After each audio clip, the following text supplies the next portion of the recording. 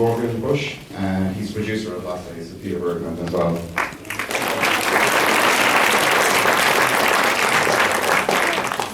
So I'm not really sure how this works, so maybe I'll just explain how we made it, or we came across the idea, and then if you guys got any questions, we're happy to answer them. I first came across the story of Peter Bergmann in the coroner's court.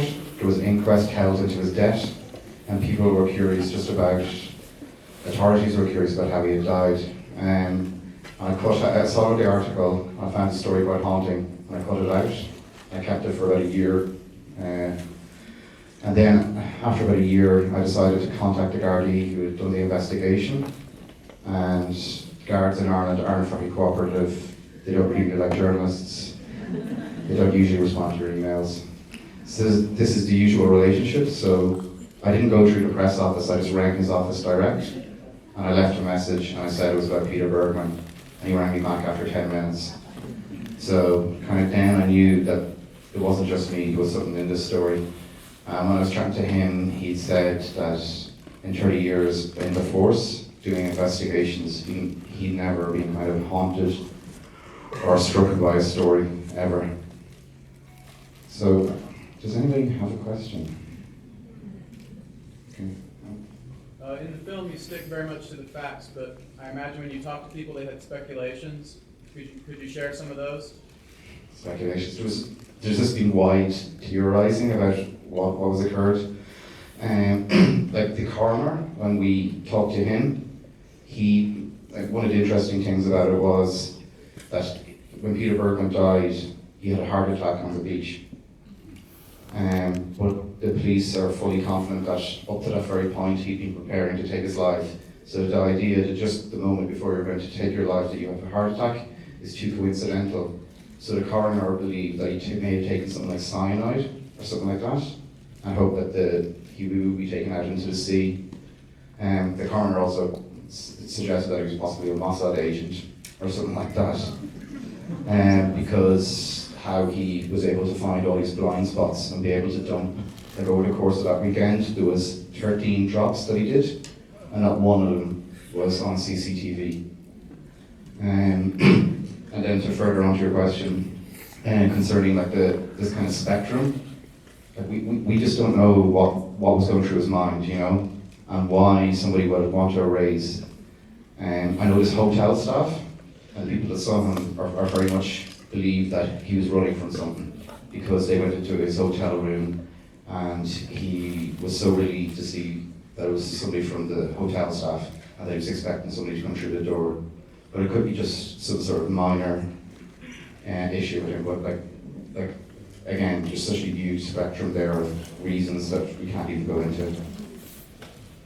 Did the staff not mention whether or not he had an accent? Did he sound like an Austrian accent? Yeah, and the staff said that they felt that he had an Austrian or German accent, and then the taxi driver that he had the ride with on the Saturday, and he also said that he felt that he had an Austrian or German accent, and they believed that that's where he came from. And there's also kind of minor details that, like the shoes that were found on the beach were believed to be sold in either Germany or Austria. And there was a headache tablet that came out somewhere like Dusseldorf, but would have went to Austria and Germany. So they're very, very minor links. They're the only indicators you have of like which geographical location he came from. Are you hoping to get a chance to show this in Germany or Austria? Yeah, like we got an email there from the Austrian Short Film Festival, but we're also trying to get it broadcast on Austrian TV, because I think the reason why the Irish police were so cooperative with us was that they feel that they've exhausted everything in this story, and the only way they'll make the breakthrough now is that if somebody watches the film, somebody will possibly receive one of those 8 letters, and they will be able to kind of answer the questions of the film. So it sounds like you were kind of haunted by the story, but now you've investigated it and with no real resolution. Is that, yeah, well, has it made it worse for you or better? Well, it was kind of funny because I went into Morgan's office first, when we were proposing this documentary, and Morgan really wanted us to find out who Peter Bergmann is, and I'd kind of done an awful lot of investigative documentaries, So I kind of knew, like, at this first stage, there was nothing that I was going to be able to do that the guards, the Irish police, haven't done already. So really, there was I'm not able to find Peter Bergmann, but I am able to make a film. And the possibility is that when the film is made and if it's shown in Austria, which is the last question, then you might be able to get some sort of resolution. But there is, like, within the film itself, just a huge question about what the hell really was going on over the course of those 4 days and why somebody was so determined that no one else would know who he is. I thought sort of a broader question. Usually when we watch documentaries, we already know ahead of time what the documentary is about. But tonight, most of us don't know what most of these documentaries are about, and so it's sort of a mystery. And I thought your documentary, like several others, did a great job of keeping people entranced. You know, what is the, where's this going to go? And so I guess my question is, do you expect most of the people who see this film to already know this story to some degree? Because I had never heard anything about it. Yeah, no, like the thing about it was that it's not even that well known in Ireland. It's a very small story, and it's a story that the guards would have been very interested in and would preoccupy them, but it received very little coverage in Ireland. So we wouldn't expect anybody who's watching it to really know the story at all. Otherwise, like the documentary may be made, we may not have received funding because people would believe that they've already heard the story. This is a person of some means and intelligence. Any thoughts about why nobody's missing? Yeah, like there's kind of like you ask yourself that question the whole time about if somebody that you loved or that you received this letter from, why you didn't contact the authorities, and why they aren't registered as missing, and what the story is behind it. And one of the things that I was kind of, when I was making this, that kind of struck me was a story in Germany. It was about this kid who crawled out of a woods just outside of Berlin. I don't know if you've heard it. And the child said that he'd been living kind of this feral existence with his father for maybe 18 or 19 years. And that his father had died, and then he kind of just basically rejoined humanity.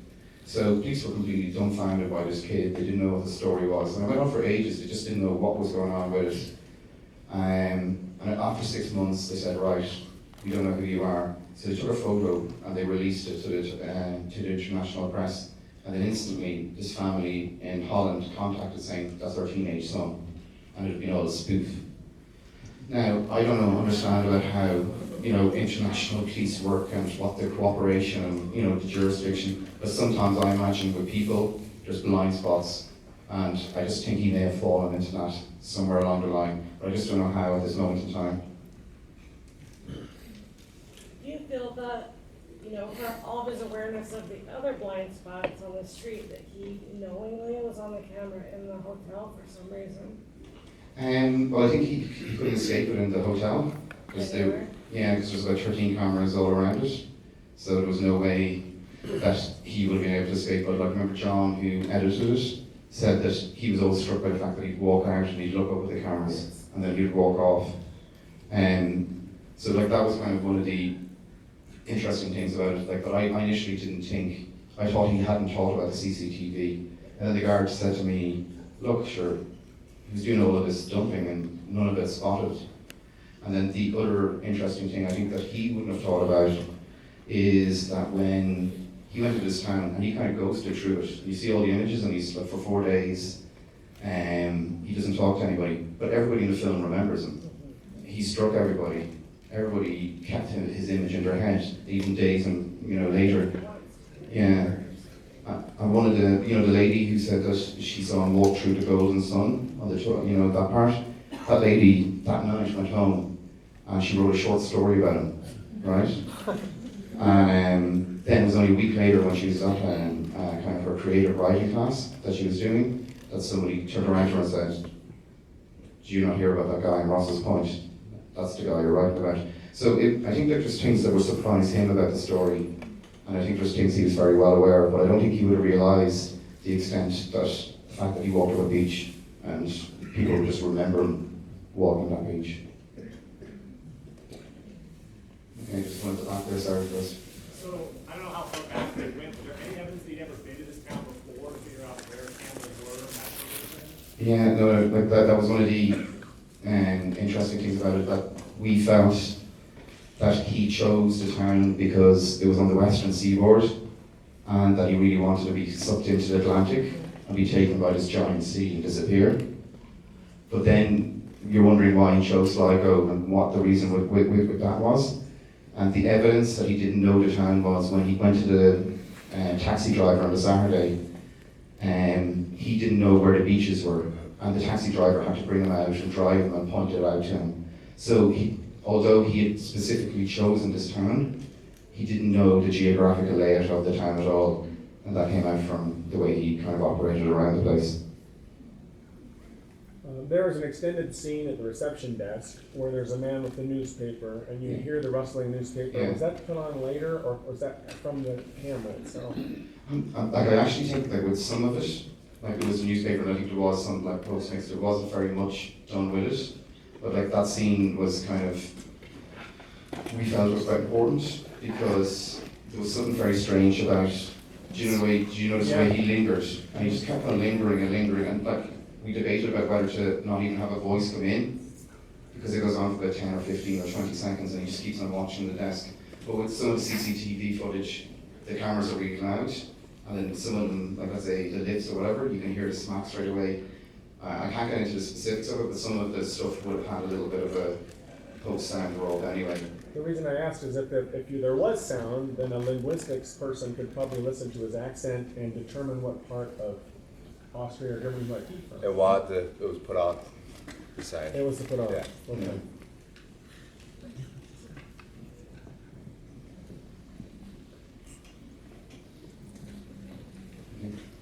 All right. Thank you very much, guys.